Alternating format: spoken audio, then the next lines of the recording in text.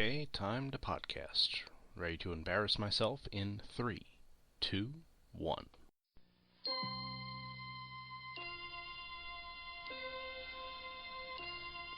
Podcasting, the final frontier.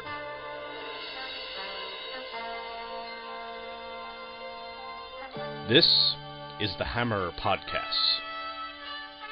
Its 30-minute mission: to rehash geeky topics, to seek out new bastions of nerdiness, to timidly go where the more talented have gone before.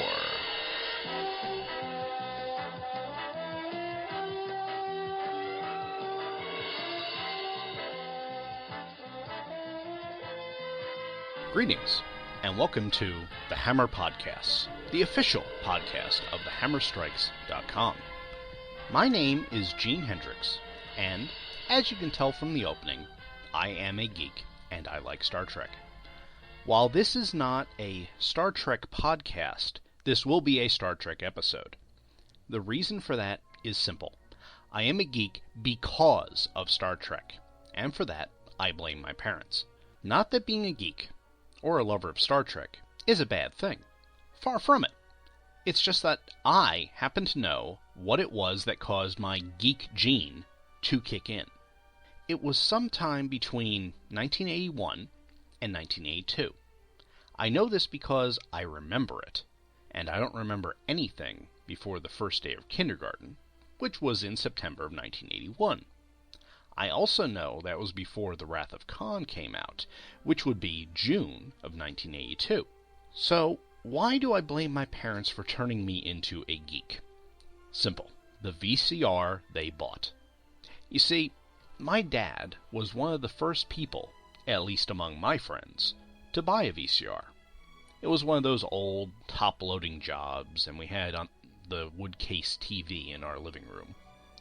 Now, we would tape things off of the networks and HBO, like just about everyone did, but we also had some regular VHS tapes that we bought from the store. This is where my mom comes into the story. She had been a fan of Star Trek since the beginning. In fact, she was a freshman in high school when it came out in September of 1966.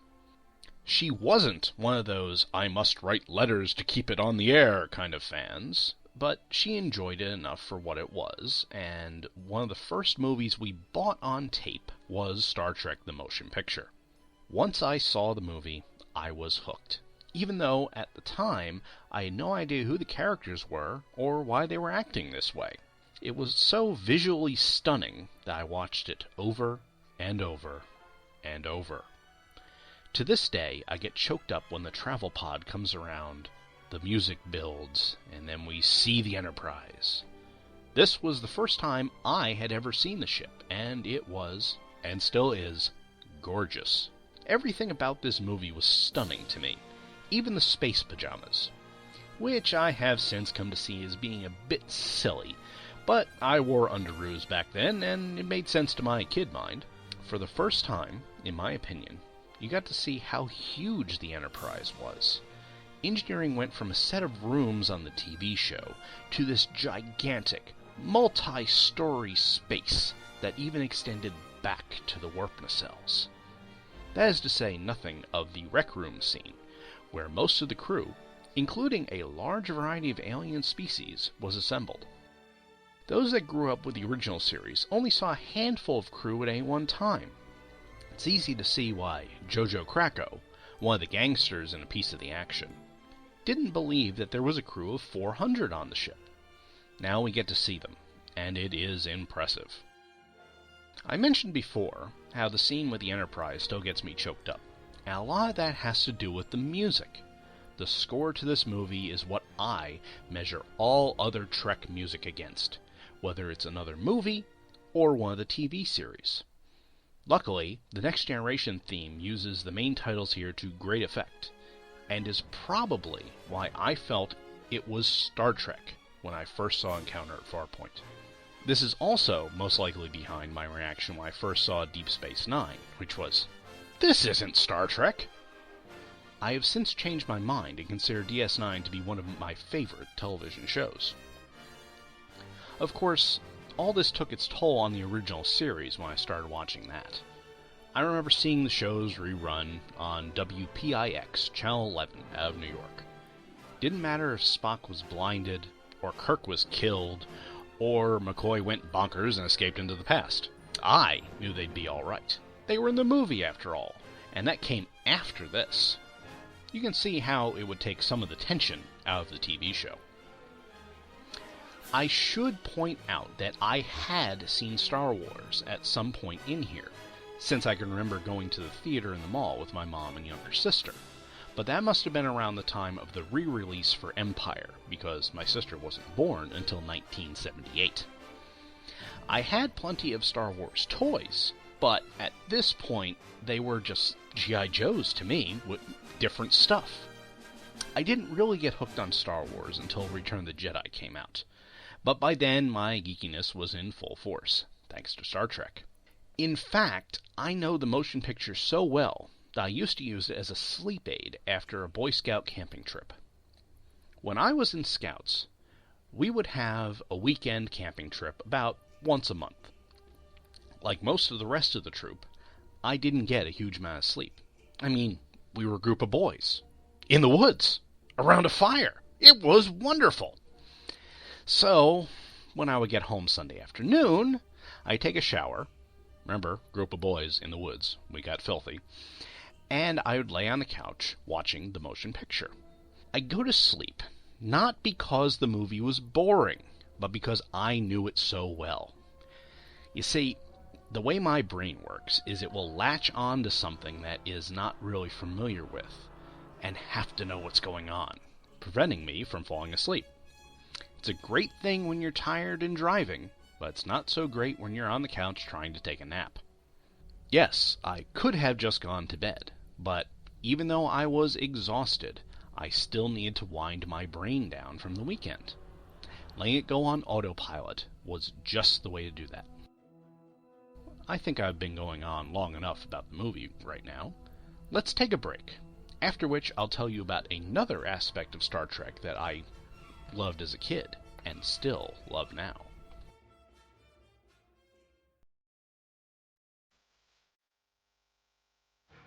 My name is Michael Bailey, and I am a terrible geek. I don't watch Doctor Who, I don't care for anime, I've never seen any of the Harry Potter films, much less read the books. I like Star Wars and Star Trek okay, but I've never really ventured far into the extended universes of either property. Hell, I have never even watched a single episode of The Walking Dead. So what do I like? Comic books. I've been reading and collecting comic books since 1987, and I've been a fan of superheroes for as long as I can remember. Some would consider this a hobby, but I prefer to look at it as what it truly is, a crippling addiction that I may never recover from. To deal with this borderline personality disorder, I started a podcast in 2007 called Views from the Long Box. Every 2 weeks, or so, depending on real life, I pick a particular series, or issue, or character, or whatever to talk about, and then I talk about them, because that's kind of the point of a podcast. Sometimes I'm alone. Sometimes I have a guest, like my semi-regular co-host, the irredeemable Shag, or my other semi-regular co-host, Thomas DJ, or with another friend from the podcasting world. The show is located at www.viewsfromthelongbox.com, and from there you can find the iTunes link, the email address, as well as the backlog of episodes. Views from the Long Box. A podcast about comics, or a desperate cry for help? You decide. Every other Tuesday, or so, depending on real life, at www.viewsfromthelongbox.com.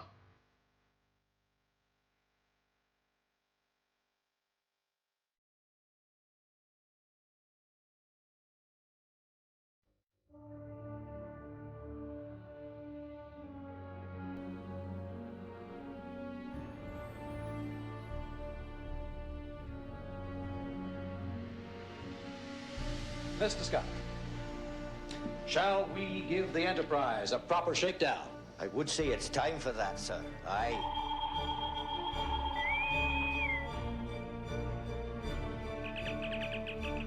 Before this drama unfolds, we give welcome to the ones named Kirk, Spock. You! What planet is this? Which one of you is the captain? Did we violate the treaty, Captain? Sir, someone is stealing the Enterprise. What are you scratching at?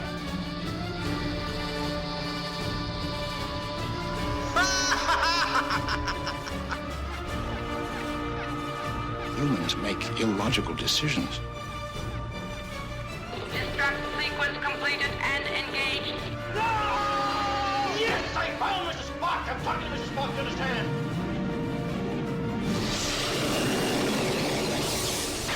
Starfleet, do you read? This is the Enterprise. We are under attack. Fire, Mr. Scott.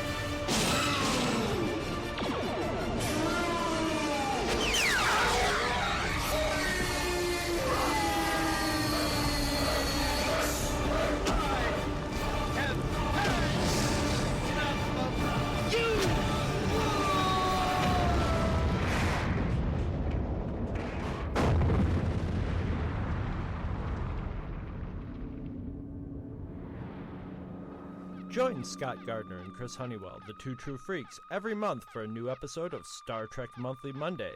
Every month you will get a classic episode of Star Trek the Original Series, a Star Trek comic, and who knows what else. Episodes of Star Trek Monthly Monday can be found for free at twotruefreaks.libsyn.com. Libsyn spelled Libsyn. They can also be downloaded for free from iTunes.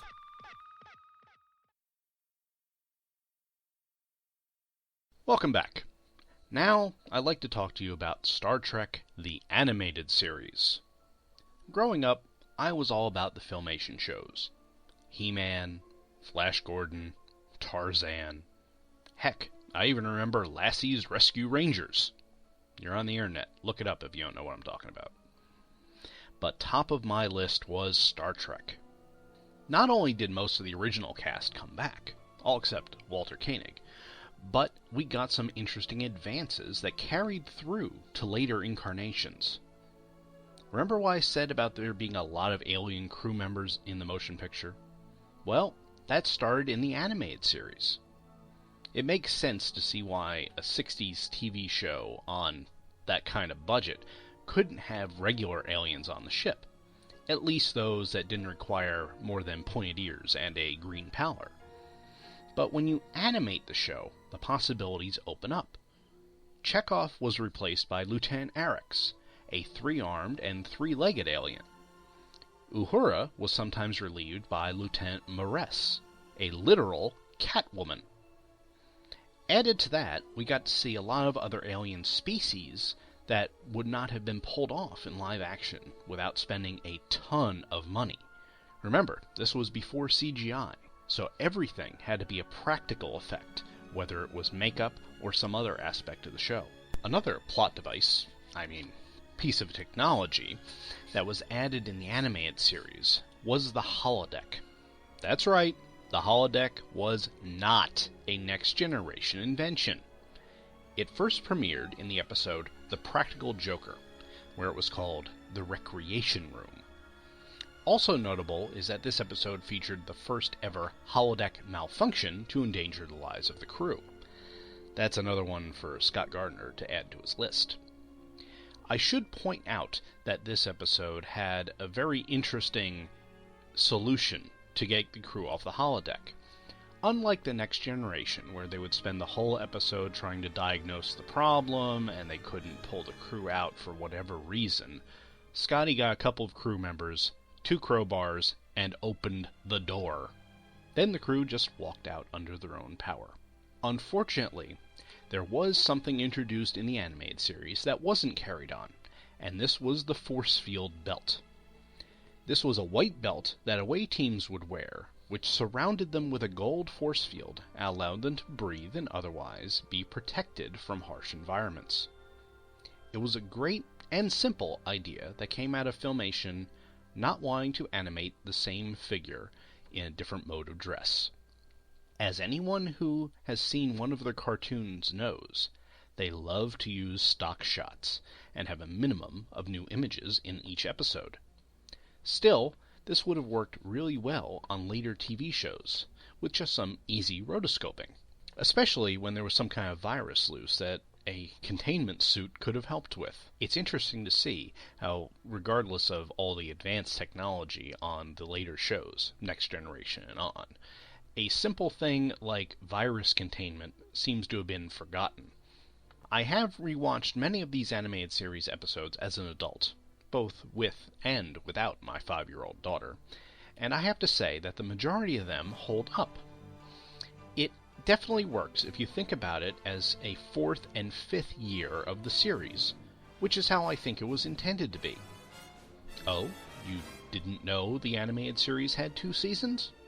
Well, it did, even if the second season was only 6 episodes, which would fill out the original 5-year mission.